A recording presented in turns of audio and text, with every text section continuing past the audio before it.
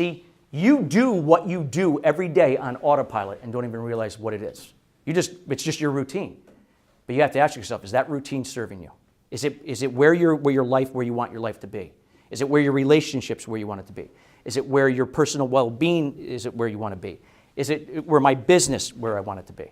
And if it's not, then obviously something is not working and it has to be addressed. We have to solve the problem in order to get into the solution. In order to do that requires certain habits and disciplines that over time become patterns. See, I had to unprogram the things that were not working in my life and to develop certain habits and disciplines like meditation, journaling. And I hated meditating. I couldn't do it for 2 months. It was driving me crazy. I had ADHD. How could I sit there for 10, 15 minutes and just sit there in the moment? I had to white knuckle it, like I said. But I had to do that in order to get into that groove that after 6 months or less, Henny, go ahead. Well, so I'm listening, and I have a question in Yep. regards to what you're saying, which is, of course, you develop that anger. Yeah. So, and I'm making a link, I don't know if it's true, but your anger was because of your expectation towards your father. It was the expectations, not knowing it though. I did not know that consciously.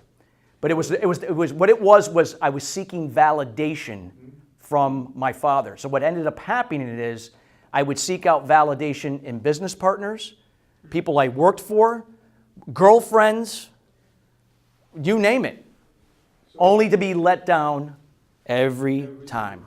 So my question is this, as a person, so whether you have this pattern, it's actually negative, but as a person, how would you deal with your son, or how would you deal with somebody who's has that expectation towards you, and it's actually disturbing them because you're not meeting that expectation? So how do you meet? So the way you have to do is, again, and I'm going to kind of tie this on the back end about how to become an influencer.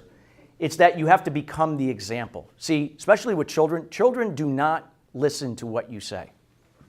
You think they do. They'll do this. I coach baseball. Yes, coach. And then they go out and do completely the opposite. But see, now when I spin it in a different way where I can now be the example, because now kids learn by what they observe. And I do this in my nonprofit, Empowered Fathers in Action, how we teach parents to change their behaviors and how they communicate and how to get to their own root causes of their limited beliefs so they can be better examples for their children to break the pattern of dysfunction and codependency as they become adults to raise their level of self-confidence. Same thing in business.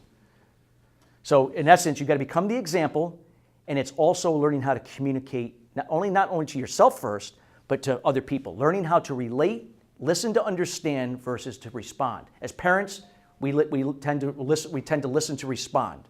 With business associates or bosses, we do the same thing. We don't relate or listen to understand. Go ahead, Roger. Forgiveness. Okay. Yep. So my question is, can you have this situation? Can you forgive this individual? Yep. Okay. Find that thing and say, okay, I'm going to let this go. And at the same time, make a choice that I really don't want to have you back here. Yeah. You could forgive, but you could create a boundary. You can create a boundary. Absolutely. And achieve forgiveness and make that harmony work. Make that harmony work. Even if that person is alive, you can do that. And many times when I've worked with individuals, they've done this with their parents where the root cause was a parent that was deceased. Because you got to remember, it's energy. Even though they're not in physical form, their energy is still present. Okay? So it doesn't matter if they're alive or passed on, the energy is still there. But again, the forgiveness is not only for them, it's for you. Yeah. Because what happens is when you still own that, and you own it, you experience it through shame, guilt, anger, jealousy, envy. Yeah, so the guilt plays into that, and you're like, okay, can I? And think about how that will affect your business. Yeah. Oh, you don't have to do that. That was on me, and you feel like people take advantage of you because you're too nice. Or if I just do enough for them and I please them and I do everything they ask, they're going to accept me and they're going to validate me and they're going to do business with me. But they're not doing business with me. They just took what they wanted and they moved on. I had these expectations. That's it.